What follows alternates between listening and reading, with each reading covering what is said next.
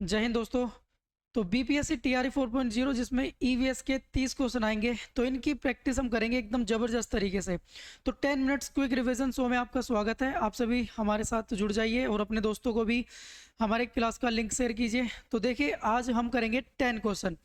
तो करते हैं शुरुआत, और अपने दोस्तों को बताएं, उनको भी हमारी क्लास से जोड़ें, लिंक शेयर करें हमारी क्लास का। देखिए, आज का सबसे पहला क्वेश्चन आपकी स्क्रीन पर, बायो मैग्निफिकेशन क्या दर्शाता है। तो आप सभी इसका जवाब दीजिए, आपके पास सिर्फ 5 सेकंड है, ठीक है। तो बायो मैग्निफिकेशन से क्या मतलब है, आप सभी बताएंगे और हम भी फिर इसका जवाब देंगे। देखिए, जो हमारी खाद्य श्रृंखला होती है यानी फूड चेन, इसमें जो उत्पादक होते हैं, उत्पादक से प्राथमिक उपभोक्ता, द्वितीयक उपभोक्ता, तृतीयक उपभोक्ता, इस तरह से एक चेन चलती है। इसमें एनर्जी का तो क्रम है घटता हुआ, लेकिन जो विषाक्त पदार्थ हैं ये बढ़ते जाते हैं जैसे जैसे हम फूड चेन में आगे बढ़ते हैं। तो जैव विविधता में वृद्धि है, पारिस्थितिकी तंत्र का विघटन है, या फिर खाद्य श्रृंखला में विषैले तत्वों का संचयन है। तो इसका सही जवाब हो जाएगा ऑप्शन सी पे दे रखा है, आप देख रहे होंगे इधर, ध्यान से देखेंगे जी। देखो, तो option C is the right answer. खाद्य श्रृंखला में विषैले तत्वों का संचयन, पौधों की वृद्धि दर ये भी नहीं है, ये तो है ही नहीं। चलिए, अगला क्वेश्चन आपकी स्क्रीन पर ये रहा। देखो, क्वेश्चन नंबर 2, आईपीसीसी किसका संक्षिप्त रूप है, यानी इसकी फुल फॉर्म आपको बतानी है। 4 ऑप्शन आपके सामने हैं और पांचवा तो इनमें से एक से अधिक है या फिर कोई नहीं, तो एक से अधिक तो है ही नहीं। देखो, आईपीसीसी इसकी फुल फॉर्म है इंटरनेशनल पोल्यूशन कंट्रोल कमेटी, या फिर inter governmental panel on climate change, या फिर international panel for carbon control, या integrated policy on climate change. तो इसके सही जवाब की बात की जाए तो ये है ऑप्शन सी पर सी नहीं, बी पर दे रखा है, inter governmental panel on climate change. तो ये जो आईपीसीसी है, ये क्लाइमेट चेंज जो मुद्दा है इस पर काम करते हैं, तो इसलिए इसका सही जवाब हो जाएगा ऑप्शन बी। क्वेश्चन नंबर 3, देखिए, यूट्रिफिकेशन का मुख्य कारण क्या है। यूट्रिफिकेशन यानी इसका मतलब क्या होता है और ये होता क्या है, तो इसके बारे में बात करेंगे। तो यूट्रिफिकेशन यानी सुपोषण, हिंदी में इसको कहते हैं सुपोषण। देखो, इसका मतलब है वनों की कटाई, नहीं ये तो गलत है, वनों की कटाई नहीं है। नदियों में प्लास्टिक का बहाव ना, जल में पोषक तत्वों की अत्यधिक वृद्धि, बिल्कुल ये इसका सही जवाब है। अम्ल वर्षा ये नहीं है। तो आगे अब हम बात करते हैं यूट्रिफिकेशन। देखो, जो यूट्रिफिकेशन है, जब हम कृषि करते हैं, कृषि में उर्वरक यूज करते हैं, उर्वरक यानी फर्टिलाइजर्स, इनमें होते हैं नाइट्रोजन, फोस्फोरस, पोटेशियम। तो ये वर्षा के बहाव यानी वर्षा के साथ ये बह जाते हैं नदियों झीलों में, और नदियों झीलों में हो जाती है नाइट्रोजन और पोटेशियम की वृद्धि। मतलब वहाँ पर जो इन पोषक तत्वों की वृद्धि हो जाती है, जिस वजह से वहाँ पर शैवाल जैसे शैवाल है इसकी वृद्धि हो जाती है, और ऑक्सीजन की हो जाती है कमी। तो इसी को कहते हैं जल में पोषक तत्वों की अत्यधिक वृद्धि। ठीक है, समझ गए होंगे। अगला क्वेश्चन, क्वेश्चन नंबर 4, निम्नलिखित में से कौन सी प्रक्रिया प्राकृतिक ग्रीन हाउस प्रभाव उत्पन्न करती है, यानी नेचुरल ग्रीन हाउस इफेक्ट कौन सी प्रक्रिया उत्पन्न करती है।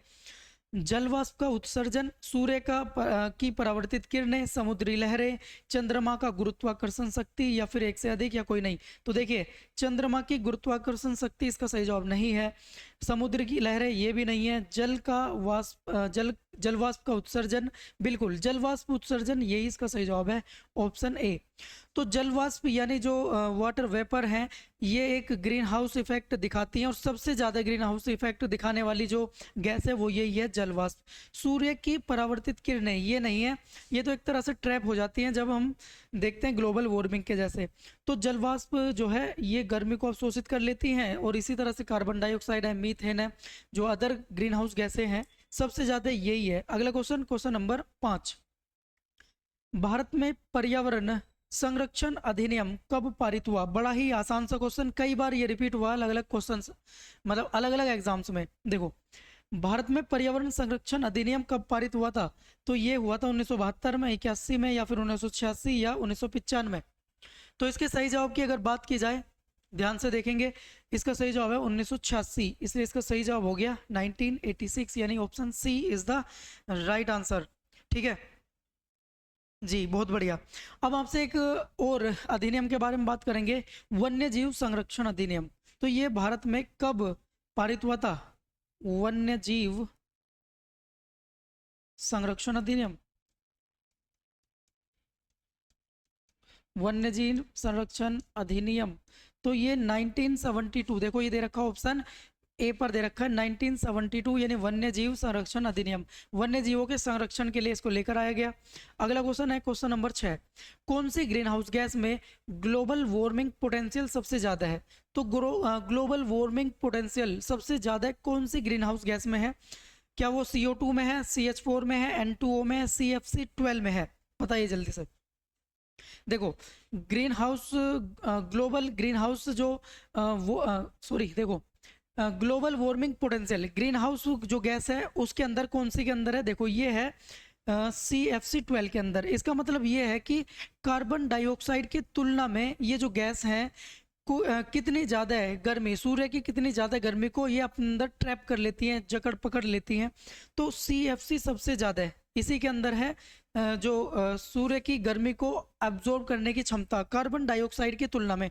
तो इसी को कहते हैं ग्लोबल वार्मिंग पोटेंशियल, यानी GWP। अगला क्वेश्चन, क्वेश्चन नंबर 7, निम्नलिखित कथनों में से कौन से सही है? यानी कौन से कथन है जो सही है? जल एक चक्रीय संसाधन है, बिल्कुल जल एक चक्रीय संसाधन है। यानी ये वाटर साइकिल आपने पढ़ा होगा, वाटर साइकिल, जब जल वाष्प के रूप में बादल बन जाता है, बादलों से फिर वर्षा होने के बाद फिर से ये नदियों झीलों में चले जाता है, तो एक तरह से साइकिल चलती है, बिल्कुल ये तो सही है। तो वो सही ही पूछ रहा था, अभी फिलहाल एक मिल गया। Water has only one state, क्या जल की एक ही अवस्था होती है? नहीं, जल तीनों अवस्थाओं में पाया जाता है, सॉलिड लिक्विड गैस तीनों अवस्थाओं में। जल एक अनवीकरणीय संसाधन है? नहीं, जल एक नवीकरणीय संसाधन है, यानी इसको हम रियूज कर सकते हैं। जल एक जैविक संसाधन? नहीं, जल एक अजैविक संसाधन है। तो इसका सही जवाब हो जाएगा option A, water is a cycle resource. अगला क्वेश्चन, क्वेश्चन नंबर 8, डैश को प्रकृति की एक कार्यात्मक इकाई के रूप में, देखो इसको ध्यान से पढ़ें, डैश को प्रकृति की एक कार्यात्मक इकाई के रूप में देखा जा सकता है जहां जीवित जीव आपस में और आसपास के भौतिक पर्यावरण में परस्पर अन्योन्य क्रियाएं करते हैं। तो वो कौन सी जगह है? वो एक परिवार है, एक ब्रह्मांड है, एक पारिस्थितिकी तंत्र है, या फिर एक झुंड है? तो वो क्या है?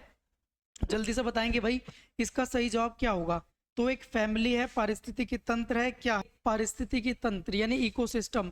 यहीं पर जो जैविक और अजैविक घटक आपस में अन्योन्य क्रियाएं करते हैं और ये आपस में एक दूसरे पर निर्भर भी रहते हैं। Option C is the right answer, 8वें का सी सही जवाब है जी। ठीक है, अगला क्वेश्चन ये रहा आपकी स्क्रीन पर, देखते चलेंगे। क्वेश्चन नंबर 9, जिस स्थान पर कोई जीव रहता है और अपना भोजन, पानी और आश्रय प्राप्त करता है उसे उसका क्या कहा जाता है? इसे कहते हैं निवास। क्या कहते हैं इसको? हैबिटेट यानी निवास। तो देखो दोबारा ध्यान से पढ़ें इसको, जीव जहाँ पर रहता है और अपना भोजन, पानी, आश्रय, यानी जहाँ पर वो रहता है आश्रय प्राप्त करता है उसे क्या कहते हैं? उसको आवासीय तो कहते हैं, हैबिटेट यानी उसका घर। अगला क्वेश्चन, क्वेश्चन नंबर 10 और आज का ये अंतिम क्वेश्चन है। देखो झील में सुपोषण किसकी उपस्थिति के कारण होता है? वही अभी जो सबसे पहला क्वेश्चन यही था, यूट्रोफिकेशन। तो जल में जो झील हैं, झील चाहे नदियां हो, तो झीलों में सुपोषण किसकी उपस्थिति के कारण होता है? तो ये होता है नाइट्रोजन और फॉस्फोरस की उपस्थिति के कारण। ठीक है, तो बताएंगे हमारा सेशन कैसा लगा, और इसी तरह के क्वेश्चंस को करने के लिए, इनकी प्रैक्टिस करने के लिए हमारे सेशन से जुड़िए। 10 मिनट क्विक रिविजन, तो इसमें हम लगभग 10 से 15 क्वेश्चन किया करेंगे डेली। तो आप अपने दोस्तों को भी एक बार लिंक शेयर कर दें, और आपसे अनुरोध है हमारे चैनल को एक बार सब्सक्राइब कर लें, अपने दोस्तों से भी करवाएं। ठीक है, तो चलिए मिलेंगे किसी नेक्स्ट टॉपिक के साथ, तब तक के लिए जय हिंद, जय भारत।